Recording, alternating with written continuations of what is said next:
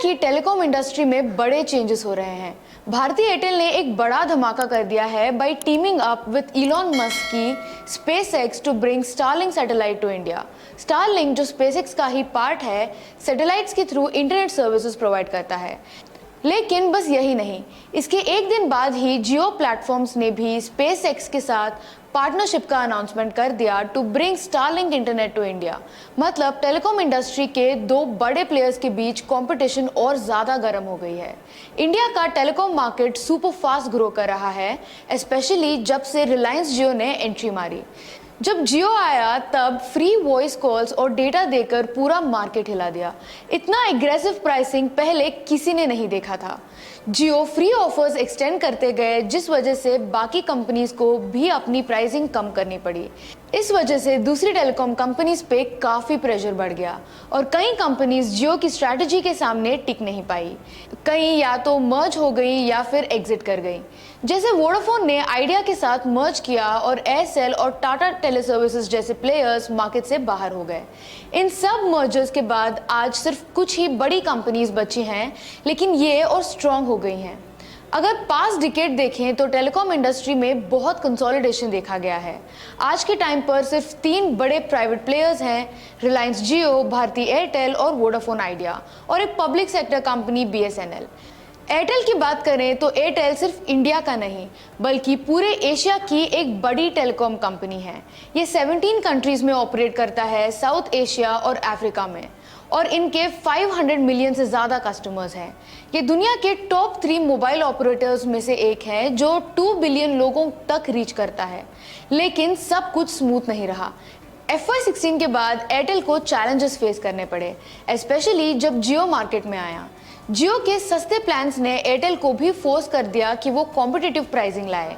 ऊपर से 4G से 5G शिफ्ट करना भी कॉस्टली था और एयरटेल को स्पेक्ट्रम लाइसेंसेस के लिए बड़े इन्वेस्टमेंट्स करने पड़े। लेकिन एयरटेल ने भी फाइट बैक किया। उन्होंने एग्रेसिव डेटा प्लान्स दिए, नेटवर्क इंफ्रास्ट्रक्चर अपग्रेड किया और सिर्फ टेलीकॉम तक लिमिटेड नहीं रहे। डिजिटल पेमेंट्स और क्लाउड सर्विसेज जैसे नए बिजनेसेस में भी एंटर किया ताकि फ्यूचर ग्रोथ सिक्योर हो सके।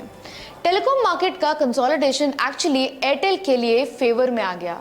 मार्केट शेयर बढ़ने लगे और एवरेज रेवेन्यू पर यूजर इंप्रूव होने लगे और कॉस्ट कंट्रोल होने से प्रॉफिटेबिलिटी भी बेटर हो गई।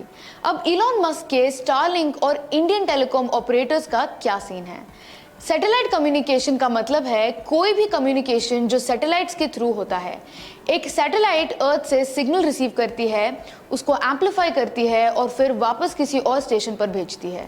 ये खास तौर पे उन रिमोट एरियाज के लिए यूजफुल है जहां नॉर्मल ब्रॉडबैंड इंफ्रास्ट्रक्चर नहीं पहुंच पाता। इलॉन मस्क की स्पेसएक्स जो स्टारलिंक ऑपरेट करती है, अक्टूबर 2022 से इंडियन मार्केट में एंट्री करने की कोशिश कर रही है। पहले तो एयरटेल और जियो दोनों ने ही अपोज किया था स्टारलिंक के एंट्री को।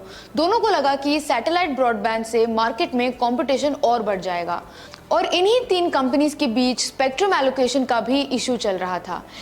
लेकिन अब टेबल्स टर्न हो गई हैं। एयरटेल और जियो जो पहले स्टारलिंक की एंट्री के अगेंस्ट थे, अब खुद ही स्पेसएक्स के साथ पार्टनरशिप कर रहे हैं ताकि इंडिया में सैटेलाइट इंटरनेट लॉन्च हो सके। जियो का पार्टनरशिप स्पेसएक्स के साथ मेनली स्टारलिंक को अपनी एग्जिस्टिंग सर्विसेज के साथ इंटीग्रेट करने के लिए है। जियो जो दुनिया का सबसे बड़ा मोबाइल ऑपरेटर है in terms of data usage, Starlink के लो अर्थ ऑर्बिट सैटेलाइट्स का यूज करेगा ताकि इंडिया के हर कोने तक हाई स्पीड इंटरनेट पहुंच सके। रूरल और रिमोट एरियाज में भी इंटरनेट कनेक्टिविटी इंप्रूव होगी। दूसरी तरफ भारतीय एयरटेल का पार्टनरशिप भी एक बड़ा स्टेप माना जा रहा है। एयरटेल के MD और वाइस चेयरमैन गोपाल विट्ठल ने इस डील को एक सिग्निफिकेंट माइलस्टोन बोला है। एयरटेल अपने कस्टमर्स के लिए स्टारलिंक की सर्विसेज ऑफर करेगा as a part of its generation satellite connectivity plan. मतलब जो पहले स्टारलिंक के अगेंस्ट थे, वही अब स्पेसएक्स के साथ मिलके सैटेलाइट ब्रॉडबैंड लॉन्च कर रहे हैं। इन्वेस्टर्स के लिए क्या इम्प्लीकेशंस हैं? पहले एयरटेल और जियो स्टारलिंक के अगेंस्ट थे क्योंकि कंपटीशन का डर था, लेकिन अब इनका अप्रोच बदल गया है और स्टारलिंक को एक कॉम्प्लीमेंट्री सर्विस की तरह देख रहे हैं, ना कि एक थ्रेट की तरह। मतलब दोनों कंपनीज नए टेक्नोलॉजीज के साथ कोलैबोरेट करने के लिए रेडी हैं। स्पेसएक्स के साथ पार्टनरशिप से एयरटेल और जियो उन एरियाज तक भी ब्रॉडबैंड ले जा पाएगा जहां नॉर्मल टेलीकॉम इंफ्रास्ट्रक्चर नहीं पहुंच सकता। इसका मतलब है कि इनका कस्टमर बेस और मार्केट पेनिट्रेशन और स्ट्रांग होगा। इंडिया के टेलीकॉम मार्केट में सैटेलाइट ब्रॉडबैंड अब एक इम्पॉर्टेंट सेगमेंट बनने वाला है। रिमोट एरियाज में फास्ट इंटरनेट आएगा जो इंडिया के डिजिटल इकोनॉमी को बूस्ट करेगा।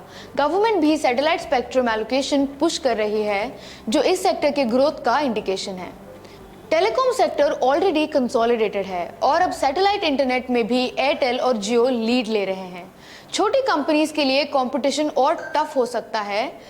कस्टमर्स के लिए अच्छी बात है क्योंकि बेटर सर्विसेज मिलेंगी, लेकिन सर्वाइवल सिर्फ स्ट्रॉन्गेस्ट प्लेयर्स का होगा। सैटेलाइट इंटरनेट सर्विसेज से एयरटेल और जियो के एवरेज रेवेन्यू पर यूजर बढ़ने का चांस है। रूरल और अंडरसर्व्ड एरियाज में हाई स्पीड इंटरनेट की डिमांड है जो लॉन्ग टर्म में रेवेन्यू बढ़ा सकता है, चाहे इनिशियल इन्वेस्टमेंट हैवी हो। स्टारलिंक सर्विसेज को इंडिया में फुल्ली ऑपरेशनल होने के लिए अभी भी गवर्नमेंट अप्रूवल्स की ज़रूरत है। रेगुलेटरी हर्डल्स आ सकती हैं और गवर्नमेंट एक्स्ट्रा रूल्स भी लगा सकती है। इस न्यूज़ का डायरेक्ट इम्पैक्ट मार्केट में दिखा। जैसे एयरटेल के स्टॉक प्राइस में पहले सर्ज आया फिर पुल बैक हुआ, लेकिन लॉन्ग टर्म इम्पैक्ट देखना होगा कि रेवेन्यू और प्रॉफिटेबिलिटी पे इसका कितना इफेक्ट पड़ता है। शॉर्ट टर्म वॉलिटिलिटी ज़रूर हो सकता है। अब चलिए आज की मार्केट अपडेट्स देखते हैं। फरवरी में इक्विटी म्यूचुअल फंड इनफ्लोज 26% गिर के 29,241 करोड़ हो गए, जो जनवरी के 39,669 करोड़ से काफ़ी कम है। स्मॉल कैप और मिड कैप फंड्स ने और भी ज़्यादा गिरावट देखी, 35% और 34% तक।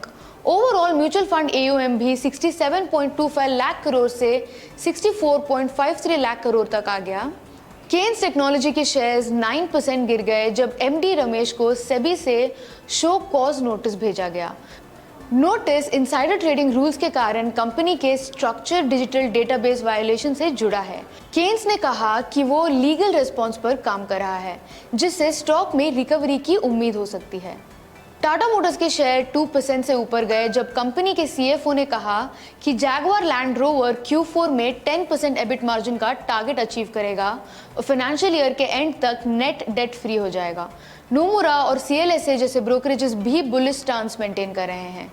इन्फोसिस के शेयर्स 5% गिर गए जो मॉर्गन स्टैनली ने स्टॉक को इक्वल वेट रेटिंग दी, जो पहले ओवरवेट थी। ब्रोकरेज ने टारगेट प्राइस 2150 से 1740 कर दिया, स्लो ग्रोथ और वैल्यूएशन कंसर्न्स को हाईलाइट करते हुए।